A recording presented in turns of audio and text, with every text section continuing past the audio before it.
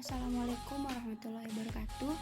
Perkenalkan, saya Nisa Listiana dengan NIM J12019-074 dari Teknik Pertanian Genap Angkatan 2019. Jadi di sini saya akan menjelaskan mengenai berbagai sumber energi dan contoh penggunaannya.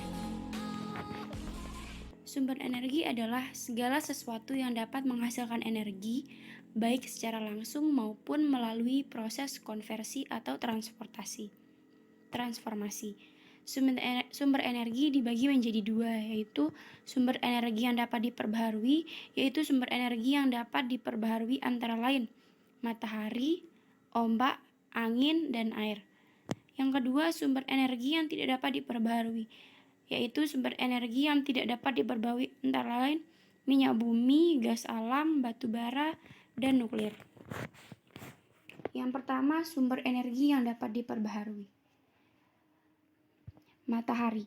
Energi matahari merupakan sumber energi yang paling utama bagi kehidupan manusia.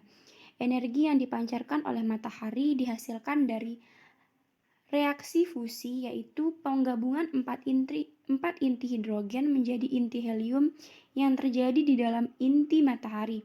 Energi matahari dapat dikonversi ke bentuk energi lain seperti panas dan listrik.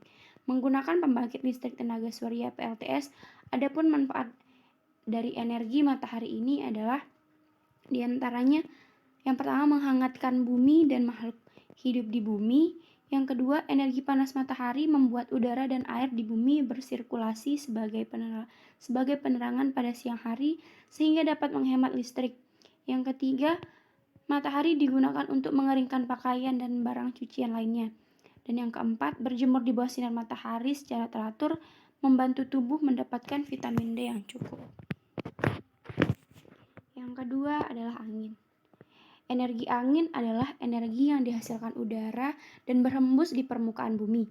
Energi angin bisa diubah menjadi mekanik dengan tujuan menghasilkan usaha. Mengutip buku Ekologi Lingkungan, penggunaan energi angin dimulai sejak abad ke-7 sebelum Masehi oleh bangsa Persia yang menggunakan kincir angin untuk menggiling padi, memotong kayu, dan menghasilkan bentuk energi mekanik lainnya. Manfaat energi angin antara lain yaitu yang pertama menggerakkan kincir angin dan turbin angin sehingga dapat menghasilkan listrik. Yang kedua, mendorong perahu layar agar dapat berjalan. Dan yang ketiga, membantu proses pengeringan pakaian.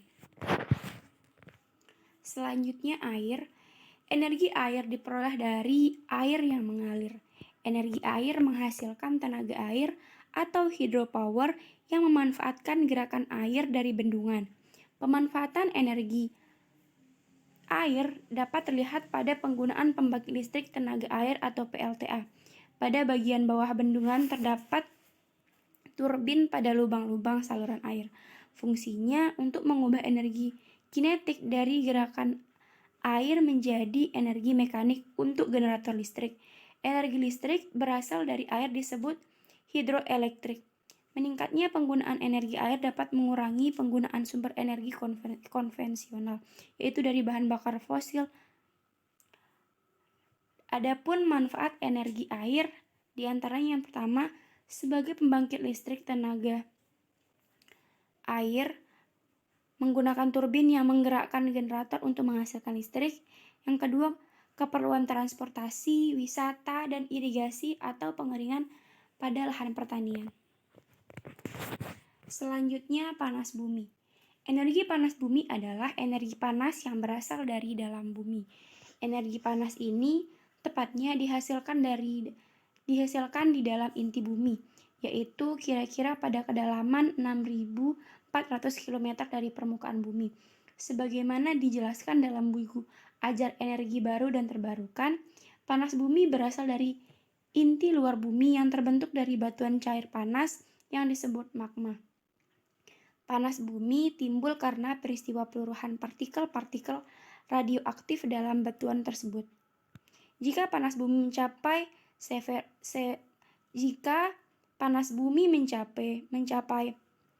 reservoir air dalam tanah, maka muncul sumber air panas alami atau hot spring. Selain itu, panas bumi juga bisa keluar ke permukaan bumi dalam bentuk geyser, gunung berapi, dan fumarol yaitu uap air panas karena suhu dan tekanan yang sangat tinggi sehingga mampu menembus lapisan tanah yang keras dan keluar menuju permukaan bumi. Energi panas bumi dimanfaatkan untuk pembangkit listrik panas bumi atau PLTP, yaitu tenaga listrik yang dihasilkan dari gerak turbin yang digerakkan oleh panas bumi. Cara pemanfaatannya adalah dengan membuat sumur yang kedalamannya mencapai titik panas bumi, lalu panas tersebut dialirkan ke lokasi turbin untuk menggerakkan turbin. Selanjutnya, energi biomasa. Biomasa adalah keseluruhan makhluk hidup atau mati.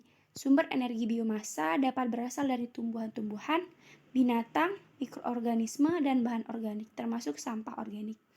Biomasa perlu dikonversi agar dapat digunakan sebagai sumber energi.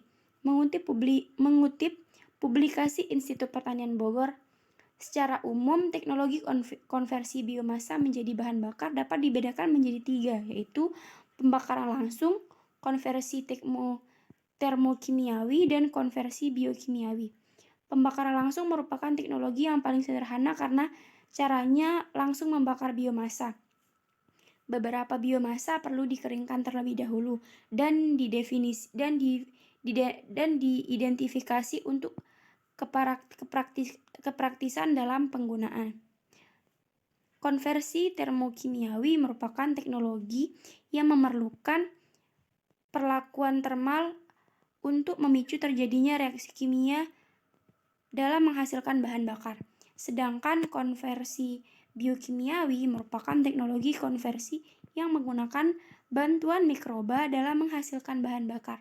Energi biomasa juga dapat digunakan sebagai pembangkit listrik tenaga biomasa.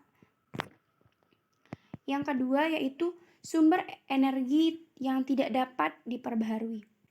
Di antaranya yang pertama minyak bumi. Minyak bumi merupakan cairan pekat yang berada di lapisan atas kerak bumi yang untuk mendapatkannya diperlukan berbagai studi geologi untuk menentukan lokasi sumur minyak. Selama ratusan tahun, minyak bumi membawa manfaat besar bagi masyarakat di seluruh dunia. Minyak bumi berasal dari makhluk hidup yang mati, kemudian tertutup lapisan tanah dan batuan. Adapun contoh pemanfaatan energi minyak bumi ini, yaitu yang pertama, sebagai bahan bakar baik memasak maupun transportasi. Yang kedua, sebagai pelumas atau oli mesin kendaraan. Selanjutnya, energi batu bara. Batu bara adalah campuran kompleks dari zat kimia organik yang mengandung karbon, oksigen, dan hidrogen dalam sebuah rantai karbon. Adapun contoh pemanfaatan dari energi batu bara ini, yaitu yang pertama sebagai bahan bakar pembangkit listrik, dan yang kedua sebagai bahan bakar utama bagi produksi baja, semen, dan lain sebagainya. Mungkin hanya itu dari saya. Bila ada kekurangan, saya minta maaf. Sekian, assalamualaikum warahmatullahi wabarakatuh.